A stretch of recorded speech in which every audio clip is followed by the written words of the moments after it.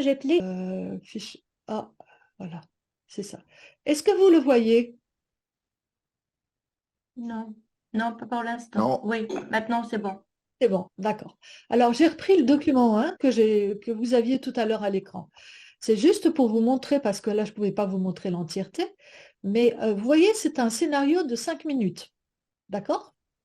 5 minutes, donc présentation du jet d'eau. Alors, on va voir les lignes maintenant. Après la première séquence de prise en charge, j'ai une séquence que j'ai appelée accroche.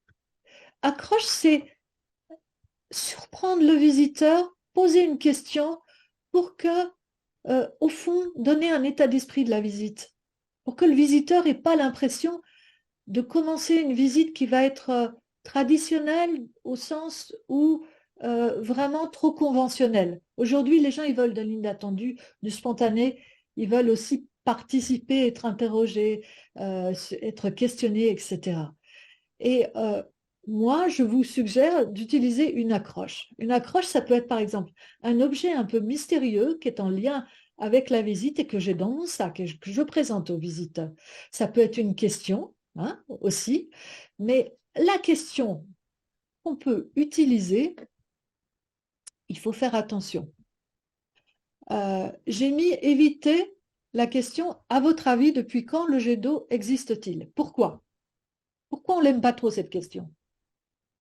Qu'est-ce qu'elle produit sur mes visiteurs? Allez-y, exprimez-vous. Ça, peut-être qu'ils ne sauront pas répondre, ils peuvent envoyer être gênés, donc ça n'encourage pas les gens à participer. C'est tout à fait ça. La question est trop compliquée et la personne qui ne peut pas répondre va au fond d'elle-même se dire ouh là, ça tape un peu haut au niveau connaissance. Donc, vaut mieux pas trop que je m'exprime, hein, parce que je suis pas à la hauteur. Enfin, il peut y avoir plusieurs types de réflexions internes et intimes, mais en général, ça n'encourage pas la prise de parole. Il vaut mieux toujours utiliser, même après dans votre visite, ça c'est un point super important, des questions qui portent sur ce que les gens observent.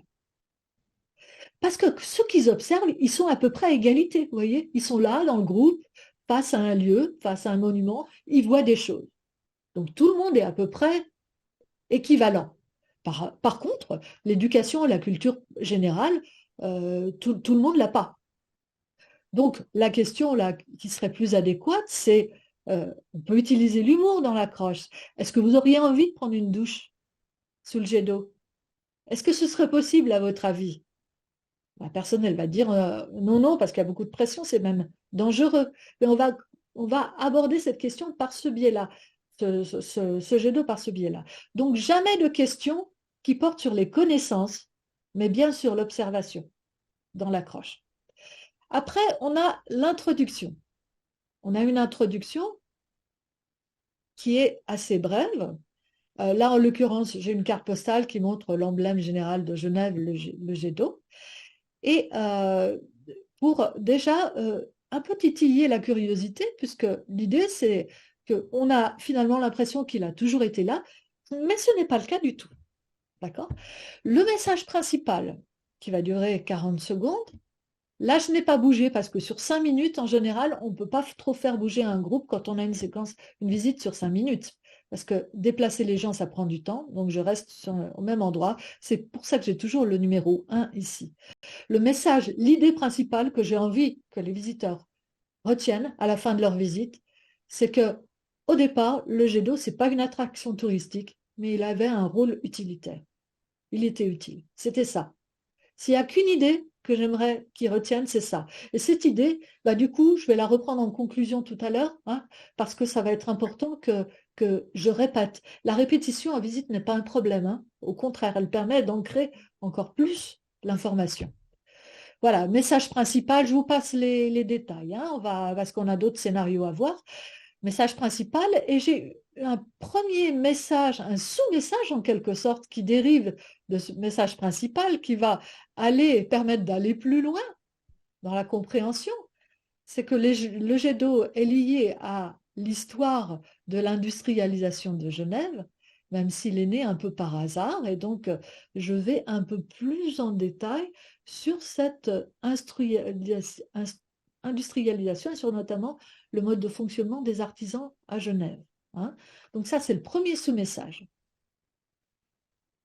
Ensuite, le deuxième sous-message, c'est la deuxième vie, je l'ai appelée la deuxième vie du jet d'eau, c'est-à-dire qu'à un moment donné, il était moins utilitaire, mais on a décidé de le garder et d'en faire quelque chose de touristique, une attraction.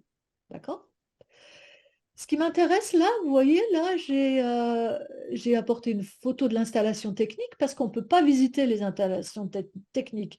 Et dans les monuments où il y a dans les lieux où il y a des choses importantes au niveau du fonctionnement ou de la compréhension, c'est bien d'arriver avec quelque chose, une photo ou une image qui permette de se faire une idée de l'intérieur.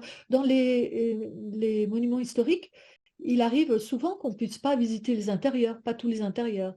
Si un intérieur a vraiment du sens, un plafond décoré par exemple, un plafond à caisson, eh bien on arrive avec une image ou une photo. Hein, ça c'est toujours bien. Et là, j'ai une anecdote. D'accord? Alors, les anecdotes, on peut s'en servir en visite, mais une visite guidée n'est pas une suite d'anecdotes. Elles doivent être utilisées avec pondération, en fait. Là, j'ai mon anecdote et j'ai ma conclusion. Ma conclusion qui permet aussi de donner des élargissements, d'accord, sur ce que peuvent faire les visiteurs après ma petite séquence de visite. Si ils ont envie d'en savoir plus, eh bien, je leur donne les informations et éventuellement, je leur remets une brochure complémentaire. Et après, j'ai les dernières questions, remerciements et prise de congé du groupe. Donc, si je remonte tout en haut, vous voyez que les temps informels, ils ne sont pas anodins. Là, j'ai déjà 30 secondes au niveau de la prise en charge du groupe, d'accord? Ensuite, j'ai 30 secondes à la fin aussi. Donc, sur un commentaire de 5 minutes, j'ai déjà 1 minute de temps informel. Donc, c'est pour ça que j'insiste assez lourdement sur le fait de prendre en compte les temps informels. Ça me semble vraiment capital pour ne pas être stressé et puis arriver à fonctionner du mieux possible. Voilà. Après, ça, c'est un premier. Est-ce que vous avez des questions sur ce premier scénario? Oui. Question, Nicolas? Non, ça va? C'est assez clair pour vous ou pas? Oui, oui, Oui? Ok, oui. d'accord. Alors, je vais faire une